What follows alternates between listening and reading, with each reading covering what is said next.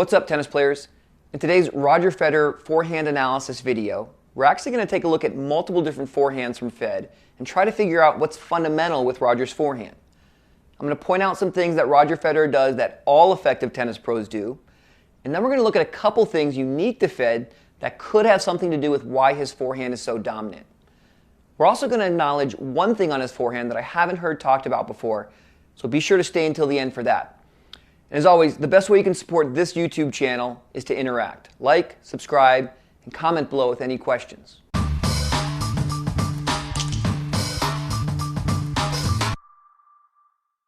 Let's start with Roger's forehand grip. Federer uses an Eastern forehand grip. This is where the base knuckle of the index finger and the palm pad are on the number 3 side of the racket.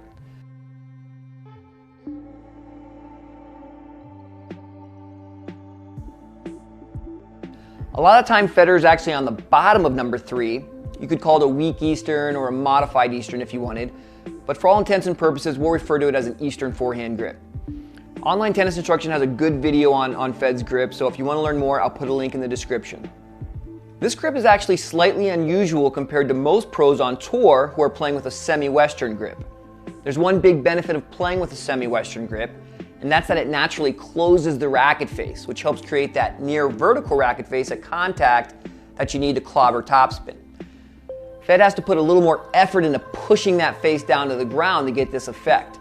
However, I don't know about you, but I don't see Federer having much of an issue generating topspin on the ball.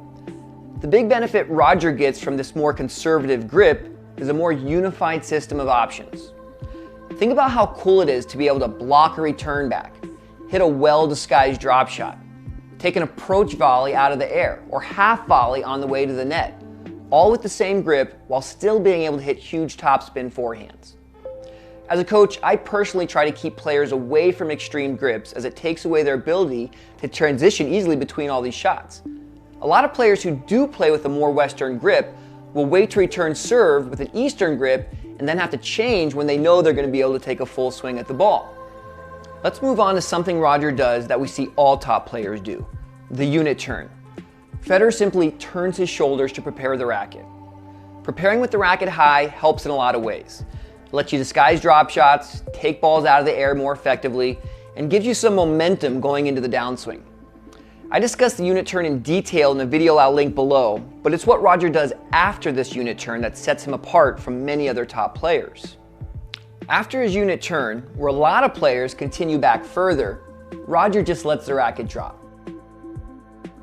He's able to generate a ton of power with a super compact swing. For me, the biggest positive of this is that it saves him time. And I know what you're thinking, how helpful is such an insignificant amount of time? Well, it's super helpful.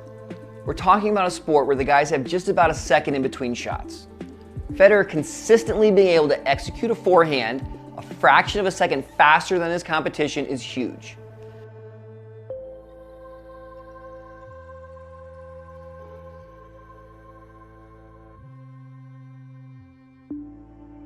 This gives the brain more time to take in data and just allows them to spend more time moving and setting up. There's so much extra going on with today's forehands. It might look stylish, but it's just not helping people. So before I move on to the next characteristic of Fed's forehand, please do me a favor. If you're enjoying the video, please hit the like button. Don't forget to subscribe and comment at the end. All right, let's move on. Okay, so the next thing that's key to Fed's forehand is just how far his body is from contact. As a tennis coach, one of the things we constantly struggle with is getting players to not be too close to the ball. People seem to feel like they have more control if they're closer to the ball. Federer definitely doesn't have this problem. All pros have some space between their elbow and body at contact, but Fed's at another level. He's way out there. The biggest benefit of this is that his arm acts as a lever. Think about if you were allowed to use a racket that was 6 inches longer than yours. It'd be quite the advantage in terms of power, don't you think? Many recreational players could take a page out of Roger's book and try to be further from the ball at contact. Definitely get out and film yourself, and you might be surprised how much you're crowding the ball. Okay, so lastly, I want to talk about just how loose and relaxed Roger Federer is through his forehand. One thing that makes this very evident, and I haven't really heard it mentioned before, is that oftentimes when Federer hits the ball, the impact of the ball will actually shift the grip in his hand. It actually happens quite a lot when I'm looking at his forehand.